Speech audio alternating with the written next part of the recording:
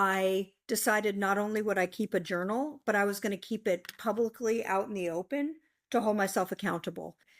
And that very night, I literally set up a set of ground rules. I went public with it.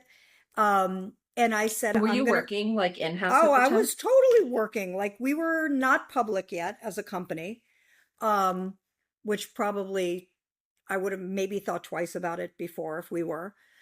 But it didn't occur to me that anyone would ever read this. It just occurred to me, if I'm going to be really authentic, like I'm going to write this thing like no one's reading it.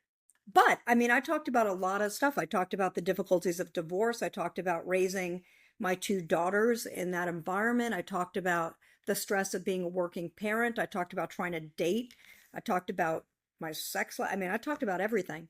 Did you intend for work friends to read it, or was it I more didn't like, think anyone would read it. It was just literally like, talk about naive. Like it never occurred to me anyone would read it. And by the time I wrote, I called 365 day experiment. And I wrote literally every night before I went to bed. So if I was like out for work or out with friends or whatever, and I got home at 1 o'clock in the morning, I was still posting before I went to bed. I was like holding myself so accountable to it.